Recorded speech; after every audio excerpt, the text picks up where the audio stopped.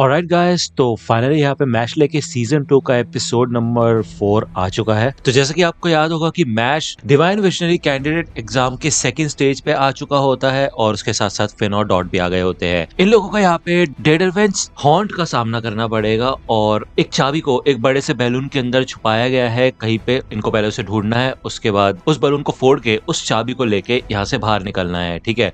लेकिन इसी के साथ साथ 3 डेडरवेंट्स हमेशा इनकी जान के पीछे पड़े रहेंगे। ये सुन के तो भाई फिन बिल्कुल रोने लग जाता है, उसकी हालत टाइट हो जाती है, ठीक है। मेन एग्जाम में पहुंचने के लिए इनको ये स्टेज पार करनी पड़ेगी। वही रिफ्लेक्शन मिरर्स ऑडियंस को बताएंगे कि कंटेस्टेंट्स क्या क्या कर रहे हैं, ठीक है ना। इस वजह से चीटिंग करना नामुमकिन हो जाएगा, तो इनको तुरंत ही वहां पे भेजा जाता है और ये सबके सब इधर अलग हो चुके होते हैं, सेपरेट, ठीक है। इधर एक मैजिशियन होता है जो कि भाई इस डेडरवेंट के ऊपर हमला करने की कोशिश करता है, लेकिन उससे कोई भी फर्क नहीं पड़ता। जिसके साथ साथ हमें बताया जाता है कि इन डेडरवेंट्स के ऊपर जादू को कोई भी असर नहीं होता भाई। तो बस इनका आखिरी रास्ता ये है कि ये यहाँ से बच के भागे। तो ये तो काफी खतरनाक बात है। एक बार उनकी कुल्हाड़ी कंटेस्टेंट के ऊपर लग गई तो उनकी आत्मा भाई तड़प उठेगी और वो इस गेम से बाहर हो जाएंगे, ठीक है ना, या फिर मैं बोलूं एग्जाम से। तो अब हमें पता चल चुका है कि ये डेडरवेंट सच में काफी ज्यादा खतरनाक और ताकतवर है और इनके ऊपर जादू का भी इस्तेमाल नहीं किया जा सकता। तो ये एक तरीके का ऐसा एग्जाम है जहाँ पे कंटेस्टेंट्स की बुद्धि को टेस्ट किया जाएगा। ये देखा जाएगा कि जब उनके पास और कोई रास्ता नहीं होगा सिवाय भागने के, तो ये लोग कैसे किसी मुसीबत से निपटते हैं। वही दूसरी ओर मैश भाई एक ही मुक्के में इस डेडरवेंट की वाट लगा के रख देता है भाई। वो बैठ जाता है घुटनों के बल नीचे, उसकी वाट लग चुकी होती है और जो बंदा भाई डिस्क्वालीफाई होकर बाहर निकला होता है वो कहता है भाई क्या मजाक चल रहा है, मैंने जादू से हमला किया था, उसको कुछ नहीं हुआ, उसने मुक्के में लटा दिया उसको। लेकिन उसके बाद ये डेडरवेंट फिर से उठ के खड़ा हो जाता है और हमें बताया जाता है कि ये एक फैंटम है, कोई जीवित चीज नहीं, तो इसलिए उसके ऊपर कोई भी डैमेज नहीं होने वाला है। तो मैश कहता है ओह फिर तो मेरे को भागना होगा। यहाँ पे मैश भाग रहा होता है और वो एकदम से भागते भागते बहुत छोटा हो जाता है। यहाँ पे एक और जादूगर होता है जिसका नाम होता है मैक्स। वो मैश को अपने पास बुला लेता है और वो बताता है कि वो यहाँ से जा चुका है। इन लोगों की नजर इतनी तेज नहीं होती लेकिन आवाज से ये आकर्षित होते हैं। ये बात अपने दिमाग में रखना, ठीक है ना। तो ये लोग फिर से बड़े हो जाते हैं। मैक्स बताता है कि उसके जादू से वो किसी भी चीज को छोटा और बड़ा कर सकता है। मैक्स मैश से कहता है कि हम दोनों साथ मिलकर काम कर सकते हैं। मेरे हिसाब से ये डेडरवेंट्स जिस हिसाब से घूम रहे हैं उस हिसाब से हम पता लगा सकते हैं कि वो बैलून कहाँ पे हो सकता है। वही दूसरी ओर भाई फिन तो चुप के बैठा होता है और लांस भी उस बैलून को ढूंढने की कोशिश कर रहा होता है। इधर मैश और मैक्स दोनों के दोनों भाई साइन लैंग्वेज का इस्तेमाल कर रहे होते हैं और इन्हें फाइनली वो बैलून मिल चुका होता है। उसके नीचे एक बेलो भी होता है, उसको टच करते साथ ही काफी तेज आवाज आती है जिससे एक डेडरवेंट फिर से इनके पीछे पड़ जाता है। ये समझ जाते हैं कि भाई इसको छूने से ही ये काफी तेज बजेगा। इसका मतलब ये है कि अगर ये डायरेक्टली इस बलून को फोड़ दे तो ये काम कर सकता है, लेकिन उस बलून के ऊपर अटैक करने के बाद वो एकदम से बचने लग जाता है बहुत बुरी तरह से। ये नीचे वाला बेलो तोड़ देते हैं और अब ये सोचते हैं कि अगर इसके अंदर हवा भर के इसको फोड़ा जाए तभी एक तरीका है इसको फोड़ने का, वरना हम इसको टच तो कर ही नहीं सकते।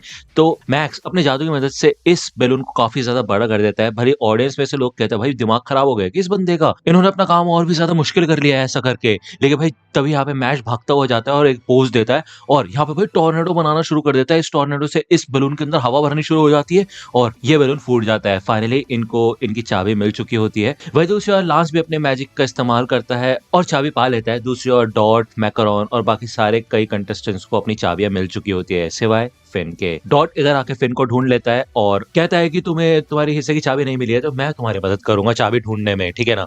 वही दूसरी ओर मैक्स और मैश इधर साथ होते हैं। मैश कहता है कि हे तुम्हारी वजह से मेरे को चाबी मिली है तो ये तुम अपने पास रख सकते हो। तो मैक्स ये सुन के काफी खुश होता है और वह कहता है कि तुम सच में काफी ज्यादा अच्छे इंसान हो, मैंने तुम्हारे बारे में रेन से सुना था। देखो एग्जिट उस तरफ है और वैसे भी हमने पता तो लगा ही लिया है ना कि चाबी को हासिल कैसे करना है, तो मैं मैनेज कर लूंगा। और वैसे भी मैं तुम्हारा सीनियर हूँ, तो ये एक सीनियर की इंपॉर्टेंट जॉब है कि वो अपने जूनियर्स का ख्याल रखे। तो जाते जाते मैश शुक्रिया अदा करता है। यहीं पे मैक्स अकेले बचा होता है और पीछे से एक जादूगर आता है और वो कहते हैं तुम यहाँ पे क्या कर रहे हो। वो छूटते साथ ही इधर मैक्स के ऊपर हमला कर देता है और मैक्स इधर इस जादूगर का सामना करने के लिए तैयार होता है। एंड में भाई मैश आता है। इसके बाद सिर्फ एक और कंटेस्टेंट बचा होता है, सिर्फ 9 ही लोग आगे बढ़ सकते हैं, ठीक है ना। लांस कहता है कि यार मुझे यकीन नहीं हो रहा तुमने बिना जादू के उस बलून को फोड़ दिया। तो मैश कहता है ऐसी बात नहीं है, मेरे को मदद मिली थी। तभी यहाँ पे ये गेट ओपन होता है लास्ट कंटेस्टेंट के लिए और यहाँ पे मैक्स चलता हुआ आ रहा होता है। तो ऐसा लगता है मैक्स भी जीत चुका है, लेकिन वो यहाँ पे आके गिर जाता है। वो खून में ऑलरेडी लथपथ होता है और पीछे से वही जादूगर फिर से आता है।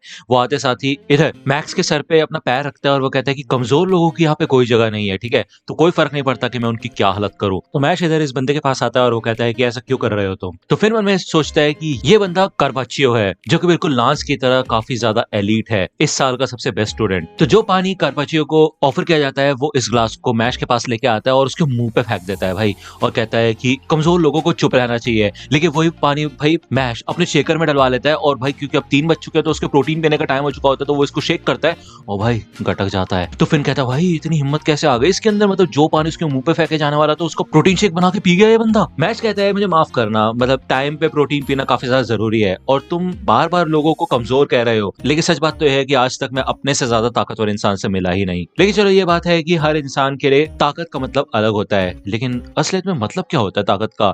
तो भाई उसने खुद ही टॉपिक शुरू किया होता है और वो खुद कंफ्यूज हो जाता है कि ताकत होती क्या है। तो यहाँ पे कार्पाचियो सीरियस हो चुका होता है, लेकिन इनको बताया जाता है कि रुक जाओ नेक्स्ट एग्जाम के लिए अपनी ताकत बचा कर रखो। तभी आसमान में एक स्टार, हार्ट और क्यूब आ जाता है, जो कि इन सभी को 3 टीम्स में बांट देता है। हर टीम में 3-3 लोग होते हैं और मैश की टीम में डॉट और फिन होते हैं। तो इनका अगला एग्जाम होता है लाइफ क्रिस्टल में, और ये एक टीम बैटल होने वाली है। हर टीम में 3 मेंबर्स है और टोटल 9 कैंडिडेट्स हैं हमारे पास, ठीक है ना। हर 3 मेंबर्स के पास एक एक क्रिस्टल होगा, तो हर टीम को दूसरी टीम के पास जाके उनके क्रिस्टल्स को तोड़ना है, ठीक है। जिस टीम के सारे क्रिस्टल टूट जाएंगे वो डिस्क्वालीफाई हो जाएगी। तो डॉट कहता है अच्छा ये बात है। फिन कहता है अच्छा ये एक टीम मैच है भाई, यहाँ पे मैच की तो वाट लग चुकी होती है कि भाई ये क्या बकवास कर रहे हैं लोग। तो डॉट चिल्लाता हुआ कहता है ओए तुम्हारा दिमाग खराब है क्या, हमारे लीडर का दिमाग फूक गया ये एक्सप्लेनेशन सुन के, एक आसान भाषा से मैं समझाओ, समझे ना। तो इन्हें फिर से बताया जाता है कि इनको कुछ नहीं करना, बस बाकी टीम के लोगों के क्रिस्टल्स को तोड़ना है जीतने के लिए, ठीक है ना। तो फिन सोचता है कि ये क्रिस्टल डिसाइड करेंगे हमारी किस्मत, लेकिन कोई दिक्कत वाली बात नहीं है क्योंकि हर टीम के पास 3-3 क्रिस्टल है। तो अगर एक बार को मेरा टूट भी जाता है तो ये दोनों तो है ही, लेकिन इतने भाई मैच गलती से स्लिप कर देता है इस क्रिस्टल को और ये अभी टूट जाता है भाई। इसके अलावा फिर डॉट का भी टूट जाता है और अकेला सिर्फ फिन का क्रिस्टल बचा हुआ होता है। तो डॉट और मैश यही कहता है अरे चिंता मत करो, हम है ना तुम्हारे साथ, तो हम तुम्हारे इस क्रिस्टल को टूटने नहीं देंगे। तो यार अभी भी इनके अंदर इतनी मोटिवेशन है भाई, डर वर नहीं लग रहा क्या, एक ही क्रिस्टल बचा हुआ है तुम्हारा। तो फिर भी सोचते हैं हाँ यार चलो एटलीस्ट ये दोनों तो है मेरे पास, कोई दिक्कत वाली बात नहीं है। लेकिन एक दिक्कत है, लांस दूसरी टीम में है। तो यहाँ पे इनको टेलीपोर्ट कर दिया जाता है और एंड में फिन अकेला होता है। इनको अलग अलग टेलीपोर्ट किया गया होता है, ठीक है ना।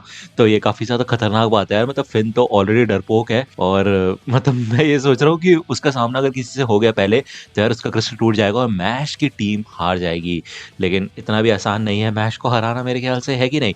फिन मन में यही कहता है कि भाई ये तो टीम बैटल होने वाली थी ना, तो अलग अलग करने का क्या मतलब बनता है। तो यहाँ पे फिन रोने लग जाता है क्योंकि वो अकेला होता है। तो दोस्तों ये एपिसोड यही तक था, नेक्स्ट एपिसोड आएगा नेक्स्ट वीक, और मैंने ऑलरेडी ये एपिसोड अपने टेलीग्राम चैनल पे डाल दिया है, तो आप वहां जाके इस एपिसोड को एंजॉय कर सकते हो, सारे फाइट सीन्स को देख सकते हो। लिंक आपको डिस्क्रिप्शन में मिल जाएगी। इसके अलावा अगर आपको मेरी एक्सप्लेनेशन पसंद आई हो तो लाइक करना, सब्सक्राइब कर लो अगर चैनल पे नए हो तो। मिलता हूँ आपसे अगली वीडियो में, तब तक के लिए गुड बाय।